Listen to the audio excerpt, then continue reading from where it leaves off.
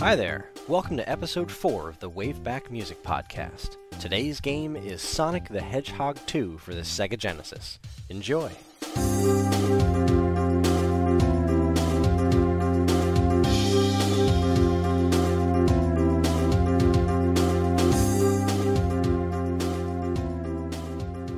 Hello again, this is the WaveBack Music Podcast, a show where we listen to and reminisce about some of the best video game music there is.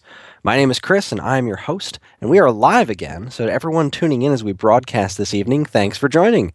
Also, DJ Vestlord is with us again as our man behind the curtain. He'll be playing all the music and keeping the sound clean and generally being awesome. But you won't hear him, so on behalf of everyone listening, thanks DJ Vestlord, you're awesome. We've also got another remarkable soundtrack to listen to tonight. It's fast, it is awesome, and it's one of the very best soundtracks the Sega Genesis has to offer. I'm, of course, talking about Sonic the Hedgehog 2. Sonic the Hedgehog 2 was developed by Sonic Team and released on November 24th, 1992.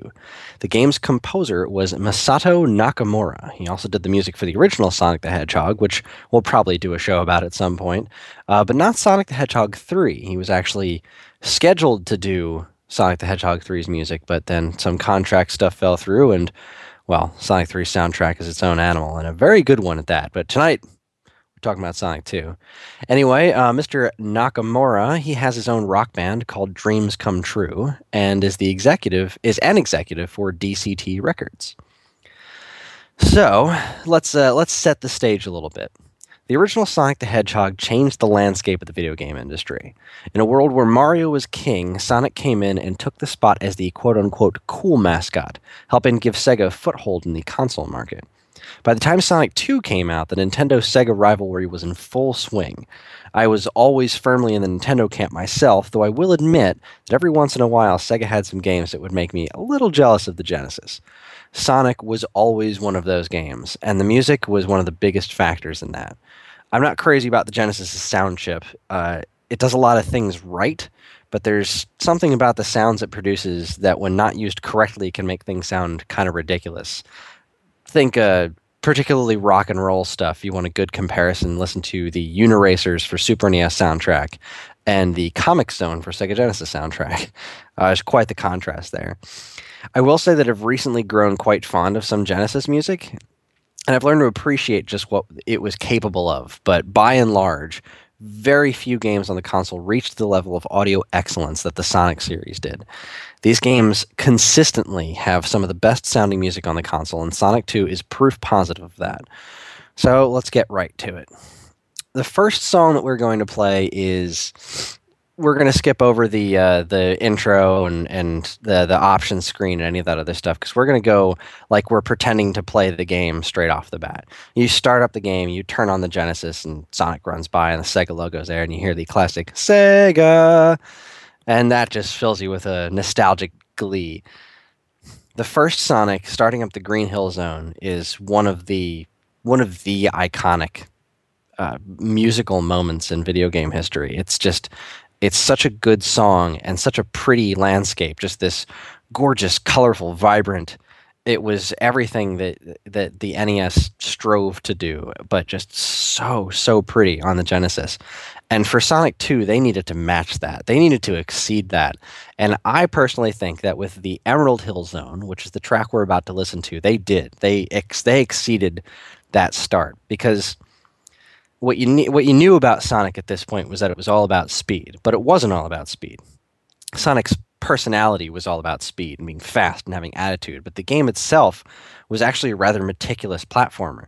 It was about knowing when to be fast and then knowing when to slow yourself down and take those jumps properly and collect as many rings so you get as many lives as you can and find all the secrets, because there were a lot of really well-hidden secrets in all of these levels. Like, there are different paths, different holes, different things floating in the sky, things hidden in the trees. So the music didn't necessarily have to be, oh my god, super crazy fast. It needed to be the right amount of energy to make you want to go fast, but also not so like crazy fast that you didn't stop to think, I wonder what's over there, to really plot out your course. So The first stage, one of my absolute favorite Genesis moments, turning on Sonic the Hedgehog 2, pressing start. Here is Emerald Hill Zone.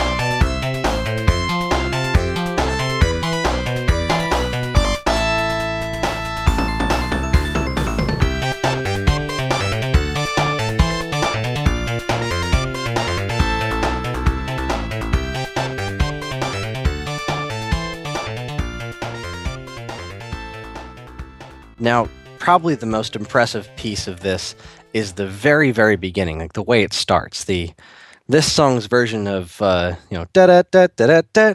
It's the way that it just pops into the beginning there. It really just gets you going. Like you just want to start exploring, and then the way it all kicks together and the way it all just comes together right after that intro, it's just phenomenal. And the way that it handles the instrumentation of the Genesis, it has such a unique sound. The Genesis sound chip is very, very, it's so clearly Sega Genesis stuff. And the way that I don't know what it is, just something about the way this music works is it's just about as good as Genesis music gets. But I digress. So here's the things that you really want to listen to in that song. There's that main instrument, the lead instrument there. That's like that very Sonic the Hedgehog-y music. It's been used in a bunch of different Sonic songs. And then you have the drum sounds. You have that very, very specific Sonic the Hedgehog snare drum sound. So like, for example, when they did Sonic the Hedgehog 4 and they were trying to recreate the Sonic sound, that snare drum sound was so specific. But probably the most important, in my opinion, and probably the most impressive piece of this music was the bass line. You'll hear that a lot in this soundtrack, is just really, really impressive bass lines. Like lots of extra flares, lots of extra notes thrown in there that just really helps drive the experience and just really helps make the music drive you. And speaking of bass lines, the best bass line. I mean, just really, really listen to the bass line in this next track, which is, I'm going to say, I mean, we're hitting a high point pretty early, but this is my favorite track in the game, the Chemical Plant Zone, which is the second zone in the game. You finished the Emerald Hill Zone, and it's all greens and blues and all these very natural colors. And then the next place you go to is this very, very non-organic. It's all metal and like chemical water that's all purple and just really great stark contrast to that first level. And this music is so, so good. It's just got that synth lead. It's got, listen to the bass line. Just really try to single it out when you listen to this track, because it is unbelievable. Combining the bass line with all the extra little background pieces, it's so complex and so brilliant. So I'll stop talking about it. Here is Chemical Plant Zone.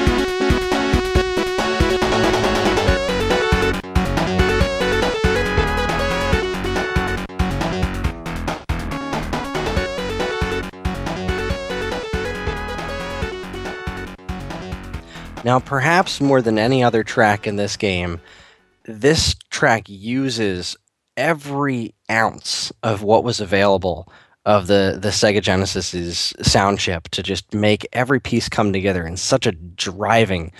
God, that rhythm is so good, and just the way it all comes together is unreasonably good. It's so good. Definitely my favorite track of the game. Which isn't to say that it's all downhill from here, because there's some really interesting music ahead of us, and that's one of the things I like so much about the Sonic the Hedgehog 2 soundtrack, is that all the songs are so different from one another. And in fact, I learned something from our last live episode where a handful of folks wanted me to keep on playing songs. We're going to play almost every song on this game soundtrack, which is kind of exciting. There's two or three songs we're going to miss out on. Unfortunately, there are some time constraints involved, but still, this is just one heck of a soundtrack. And as a huge Nintendo fan, my adoration for this soundtrack really means something, because I really respect the early Sonic the Hedgehog games. I really respect the types of games that they are. And this music, what the composer was able to put together in these games, is really just something remarkable. Now, I do have a quick message from Matt Much, who's tuning in right now. He said, "I agree, the bass line is very close to the springboards, which definitely makes it a very Sonic part of the music." That's absolutely true. In fact, there's a lot of boy, what song is it? I can't remember if it's in Sonic 2 or Sonic 3. I guess I'll hear it when it comes up. But there's sound effects from this game were actually used as part of the music, because it was a limitation of the hardware. Some of those sounds were just the sounds that the system could make. So they would use them as sound effects, and then they would also use them to make part of the music, and really did tie it together to make it a very cohesive whole. And you're absolutely right. That springboard sound effect is a very Sonic the Hedgehog thing. DJ Vestlord Hilltop Zone, I think you're right, which we'll get to. But first, we're going to move on to the Aquatic Run Zone. Again, totally different direction here, where we've gone from super bright green, lush foresty type to hard metal zones, and now we're in the Aquatic Rush Zone, which is another just a totally different turn. And the feel of this song is also quite different from what you've heard in the first two stages. The first stage was exciting. The second stage was driving. Now the third stage, just like a good third track on an album, is just going to pull you back just a little bit. Now, of course, this is still an action platformer, so it did have to still have a good beat to it, but this is just a little bit, it's actually a lot of bit different. So without further ado, here is Aquatic Ruin Zone. Boy, I spelled that wrong.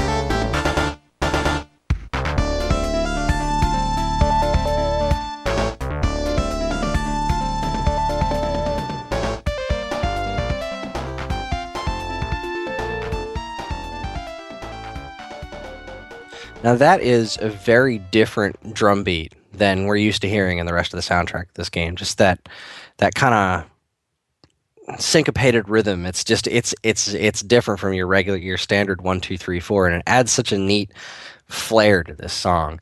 And I like the kind of, this was the aquatic ruin zone, so you're in these ruins that kind of look very like Athenian almost, and you've got that weird little sound to kind of make the whole song sound a little bit mysterious, but at the same time it's got all those major notes that really just is everything that classic video game platformer music was supposed to be.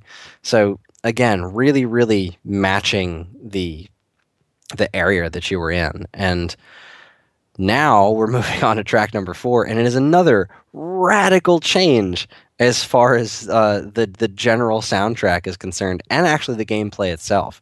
So to go back to our Facebook page here, Patty Berry writes, when asking about what music did everybody want to hear on the show, she simply wrote, "I like Casino Zone." I like the song too. So the next track is Casino Night Zone. Now this stage really, really changed things as far as the gameplay is concerned, because all the other stages of the game is you're running and running and doing all this very meticulous platforming. In this one, and the music reflects it, is that it really kind of slowed everything down.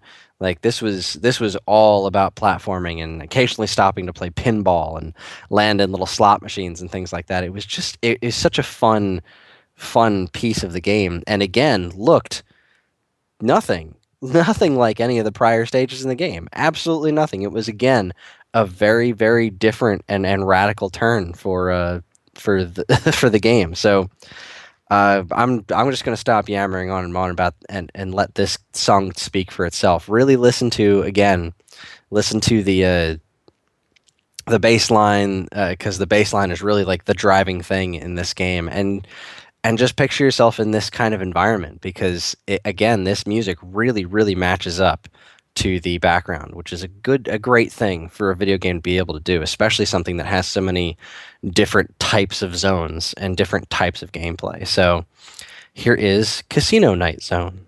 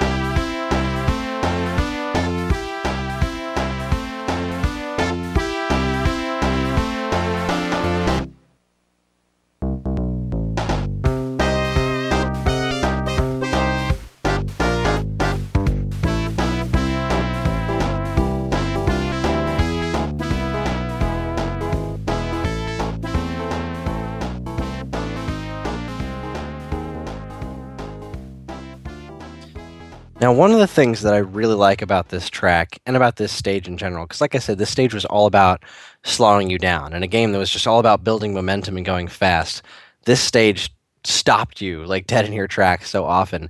And this song stops. Like between loops, it just flat out stops for like a half a second. So there's no music at all for like a half a second. And it's such a bold move but because of the way this level is laid out, it really works that way. Uh, Also, while we were playing it, Matt Voss, a good friend of the show, chimed in and said, yes, Casino Night Zone was amazing.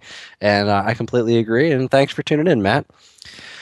Anyway, let's move on to track number 5. Jason Ring writes, I enjoyed the Barnyard Jam on that piece. I believe the Barnyard Jam you were talking about is Hilltop Zone. And what's interesting about this piece, as far as being a Sega Genesis song, was, like I was saying before, the Genesis had a very clear and distinct sound chip that sounded like a Sega Genesis. Like, it doesn't sound like things, it sounds like a Genesis. But Hilltop Zone was one of those rare tracks, and I don't know how rare it is overall, but it feels that way to me. It was one of those uncommon tracks where you could clearly tell what instrument they were going for, and that instrument in this one is a harmonica. There's a very clear harmonica part to this, and even though it doesn't sound exactly like a harmonica, you can tell that that's what they were emulating. We just came from a black sky, neon lights, Vegas-y looking place, and now the next zone, the Hilltop Zone, it's kind of like it's in the mountains. It's got all these clouds in the background and all these brown mountains, and it almost looks like Planet Namek to an extent if you're a Dragon Ball fan, because you've got this the kind of bluish rock grass that you're on. Like, the grass is still green, the trees are still green, but a lot of the stage is this kind of blue-greenish look to it. So it's a really interesting looking stage, and if it was played right next to the Hilltop Zone, or sorry, the Emerald Hill Zone, it probably wouldn't look all that different. But seeing as you came from all these other stages, going back to something like this is, well, it really just kind of it brings things together in a very good way. It's a good look, and this song is just, it's another totally different track. This sounds like nothing else that we've experienced so far in this list of songs, because you had your get ready, let's go, then you had your really driving music, then you had your Aquatic Run mystery music, and then you had Casino Night Zone, which was just let's sit back and play some pinball, and now we have Hilltop Zone, which is an oddly laid back track. Again, this stage kind of took a little bit of the speed aspect back to it, but you had to keep jumping on these little platform seesaw things that shot up and down. So there was a lot of interesting stuff to do. I'll also say that Matt said that the animation sync with the soundtrack in Casino Night Zone was on point too. You're absolutely right. A lot of the lights and stuff that happened in the background and all the different shining lights and twinkling things and the bumpers and whatnot was all very well synchronized. The whole stage really fit together. It was one of the more impressive music / stage interacting with one another, besides just the music matching a stage. So good call, Matt. And again, thanks for tuning in. Thanks for listening. So anyway, without further ado, here is track number 5, Hilltop Zone.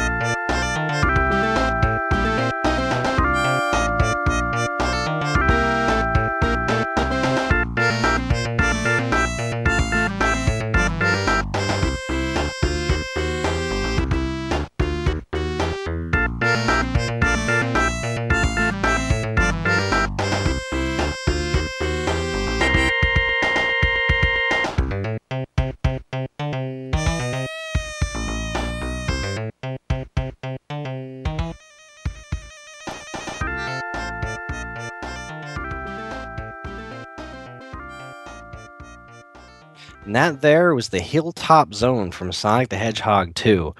Now, like I said, this is one of those tracks where you can really tell that they're trying to emulate a couple of instruments there. You've got some keys, some organ, you've got some harmonica, and you've got just this really great, interesting type of song that when you think of modern Sonic music, I mean, God, a lot of the more modern Sonic music kind of hurts my head. The weird rock singing about your dreams and your friends is just it's nothing compared to this stuff. This was genuine brilliance, and this was really going after the kind of stuff that Nintendo was doing at the time, and just does such a great job of exemplifying what video game music was back in the day. So on to our next track, another complete diversion, and probably my second, maybe third favorite track of the entire night. Um, Mauricio on Facebook writes, favorite song was Mystic Cave Zone. Favorite stage was Casino Night. Had to love Sonic Spinball before it was Sonic Spinball. It's a very, very valid point. Um, that is what was it? The Casino Night Zone was kind of the proto Sonic Spinball. And Sonic Spinball, also a pretty cool soundtrack. Not quite as up to par as a lot of the other Sonic stuff, but really a fun game, genuinely fun game. But the track that we're about to listen to is the Mystic Cave Zone. So we've gone all over the place, and this is another totally different change of scenery and totally different change in style of music. This is a very, very kind of spooky song, and what a creepy, like Halloweeny style bass line that this has to it.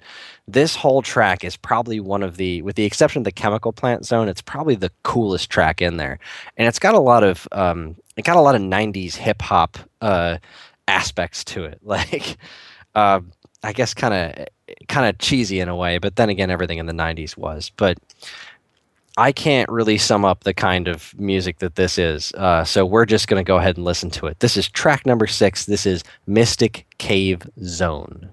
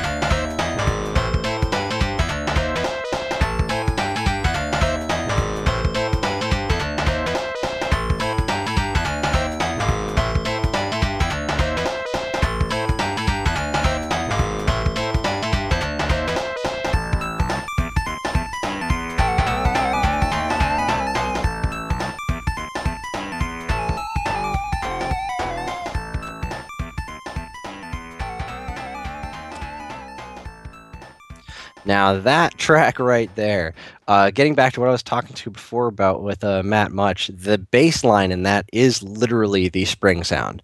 Like all those notes are just changing that spring sound and moving it around into an instrument instead of a sound effect, which is genius. Now that is, as far as I'm concerned, that main like sound, the lead in that is supposed to be a theremin. And that really just adds to the general spookiness, because in this you are inside of a very dark cave, and this is a fast level. So that drum beat, that absolutely killer drum beat that plays during this stage, is really just kind of driving you to run along in this crazy mystic cave. And that weird part in the middle where it kind of sounds like a demented circus almost, like the way that kind of comes together to add this kind of spooky vibe to it, it's just this could have been a haunted house level, and instead they made a haunted cave, and it was a very cool route to go, because a lot of the zones in the Sonic games, and specifically the earlier Sonic games like this, were very creative. They were all very inventive, and it was one of the things I respected so much about this franchise was just how creative it was, how interesting and colorful the worlds were. So even something like a cave could be so interesting to look at and so interesting to listen to. Um, this song is a wonderful example going on a field trip. Brandon Cruz is writing on the Facebook page. Every new song I hear reminds me why it's my favorite song of the soundtrack, and I agree. I know that feeling because there are no bad songs on this track list. Now the next track reminds me less of the stage and more of something else that was incredibly cool about Sonic the Hedgehog 2. On our Facebook page, Chris Chung wrote in, 4 tracks come to mind: 19, 65, 9, and 17. What he is referring to is one of the coolest codes that's ever been in a video game ever, and we're talking about the Sonic the Hedgehog 2 debug code. And this next song, track number 7 that we're playing today, is the Oil Ocean Zone. While it is an interesting stage, it definitely is an interesting stage. There's no bland stages in this game. This particular song will always remind me of that code, because the way you inputted that code was by going into the sound test and like doing all these little level select things, and you had to play specific tracks. And this was one of the tracks. And the intro to this track is yet another so different sound from anything else any other sounds that this game makes in general. This is another kind of an eerie start, but then it kind of goes into this Middle Eastern vibe, and it's got a very driving drum beat to it, and things are starting to get very sinister because you're close to the end of the game. So you're getting into the more industrial type areas besides the chemical plant zone. You're getting ever closer to that final boss battle. And this one here is where the music really started to take a sinister turn. Even though one of the tracks that we're not going to play is the Metropolis Zone, which is another really good track, but again, I had to edit for time, is kind of just a really upbeat rock and roll song, but it also has kind of this weird, a couple of minor notes thrown in there to add this very strange kind of feeling of dread in the background. But this stage in particular, Oil Ocean Zone, was probably the most dreadful songs in the game. So here is one of the tracks that you had to play to get that awesome debug code where you could create your own levels and put coins, rings everywhere, and just kind of break the game. Here is Oil Ocean Zone.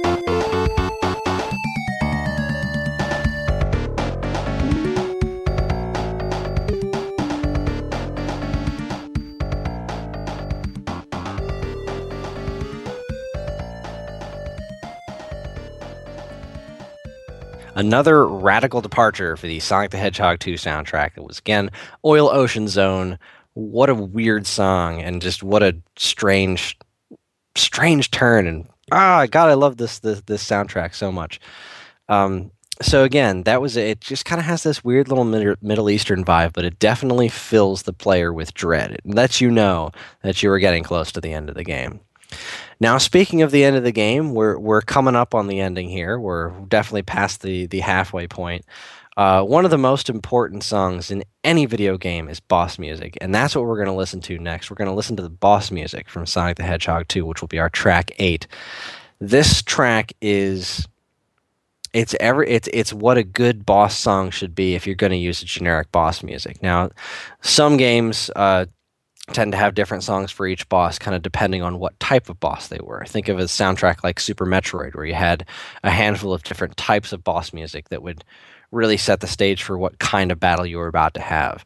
Other games like the Mega Man series and this made a one static track. This is the song that's going to play when you're fighting a boss. So you always know you're fighting a boss, be it a mini boss or an end boss or whatever it is, and it's got to fit every situation for every type of boss you're going to be battling. One of the things about Sonic the Hedgehog bosses is that you have to stop and be meticulous, because while this stage are moving super fast, you're going through loops and corkscrews and whatever the heck else. Once you get to a boss stage, the stage isn't going anywhere. You are stationary, and the boss is there, and you can't escape. You are now confined, and that was one of the more interesting aspects of Sonic the Hedgehog, is that a game that's so based on movement forces you to stop when it gets to a boss stage. And this music in Sonic 2 is one of the better boss themes. Didn't love the boss music in Sonic the Hedgehog 3, and I liked the boss music in Sonic the Hedgehog 1, but this one kicks all the ass. So here is track number 8, boss music.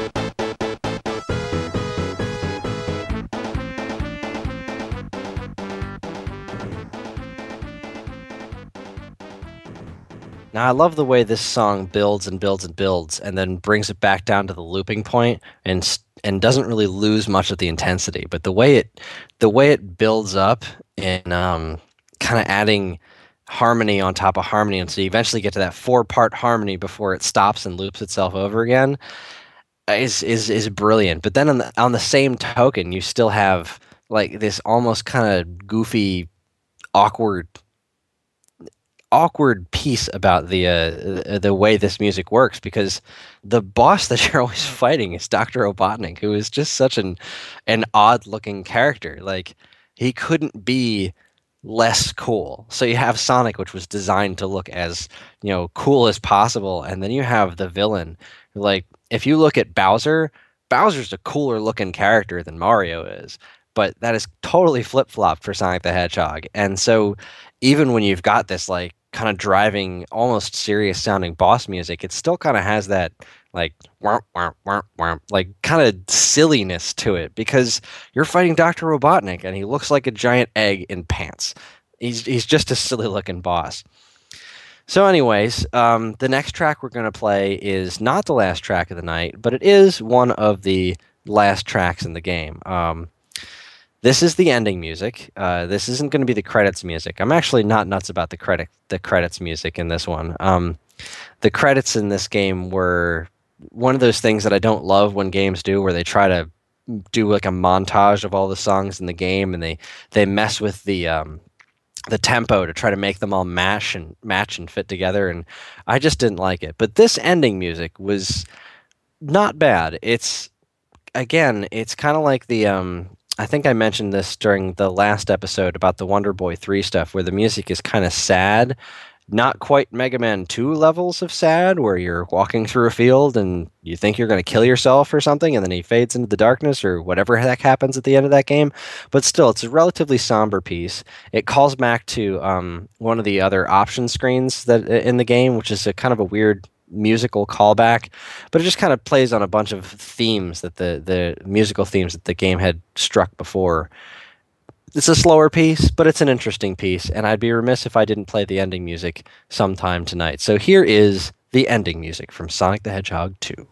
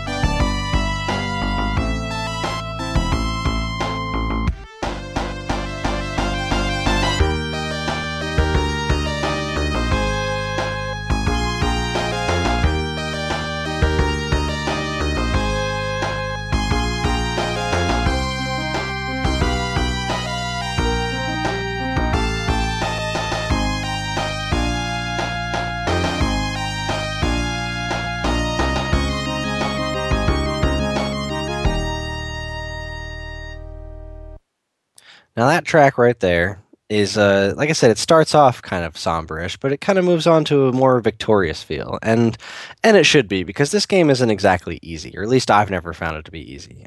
There's a good challenge to the Sonic the Hedgehog games, and honestly, I had never beaten them back in the day because, like I said earlier in the episode, I was a diehard Nintendo fanatic, and I didn't spend enough time playing the games at my friend's house to properly beat them until way later in life. I think the first time I beat Sonic 2 was on the Virtual Console, and um, it wasn't until I saw my wife play the original Sonic the Hedgehog and the way she played the game, where I had an idea of how I was going to beat the game because she was very methodical. She was the one that kind of taught me that the point of the game wasn't to go fast. The point of the game was to find all the secrets. And when you do, you can rack up this incredible life total so that when you get to those later levels and it's really, really tough, you can die a handful of times and it's not the end of the world because you've built up this incredible roster of lives just waiting to be thrown away. So it was a very long time before I was able to hear that ending music, and it's as far as ending music goes, it's pretty good. Not bad, not phenomenal, but certainly not bad. And I'm glad I played it. Now, I'd mentioned Super Metroid earlier in the show, and apparently a handful of folks listening were saying that or posting that we need to do a Super Metroid episode. Don't worry, that is on the list. There will be a Super Metroid episode. I don't know when, but that's definitely on my list of things to do. So the last handful of tracks that we're going to play tonight are tracks that aren't necessarily specific to the single player game. These are the tracks that were extraneous, that were on top of the things. So we've gone through the main run of the game. The next track we're going to play is the options screen, which was, like I said before, the code, the wow, I've actually lost the word. I'm like, debug code. There it is, the debug code. It was one of my favorite things to do when playing Sonic the Hedgehog 2 was jump in this debug code. And in order to get to it, you had to go to the options screen.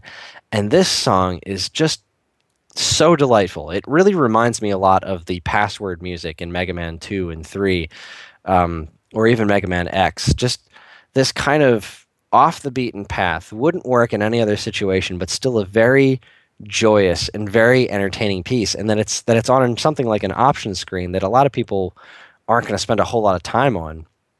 is really nice that they added that extra piece to it. That anybody that's going to sit and listen is going to be treated to something remarkable like this. So here is track 10, options screen.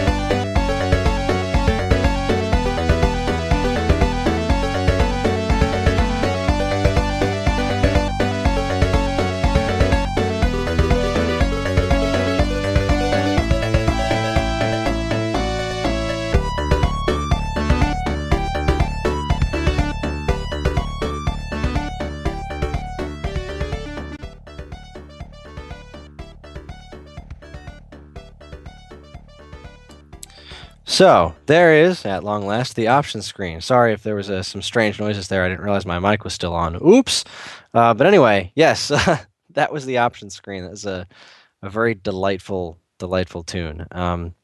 So the next track we're going to play is from the two-player game. Sonic the Hedgehog 2 introduced a very neat two-player game where you'd kind of run through endless loops and just try to race one another. One player's Sonic, one player's Tails, and you just kind of go. And what was neat about it was that they recycled the stage looks, but not necessarily stage designs, and also not the music. All the two-player stages had their own unique sounds. And while the music for these stages in Sonic the Hedgehog 3 was really, really great stuff, a handful of songs in this were pretty good too. So what we're going to listen to next for track 11 is Emerald Hill Zone two-player mode. So here you go. Enjoy.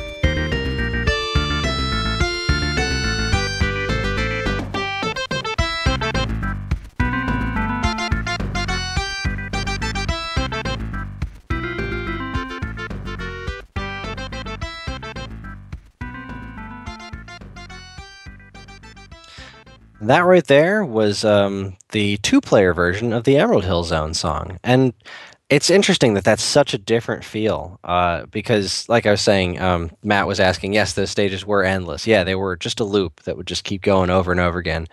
And the first person to pass all the checkpoints enough times would be the winner. And it's such a laid-back song. Like it almost calls back to the kind of song that you would hear in our first episode, Balloon Kid. You're just kind of chilling summer afternoon. It's one of those really good summer afternoon tunes. That's really what it reminds me of. Is just playing a game middle of the day, not a care in the world, and just messing around with a couple of friends. So we're on to our last track here. Thanks everybody again for sticking with us through our technical difficulties and enjoying this absolutely killer soundtrack.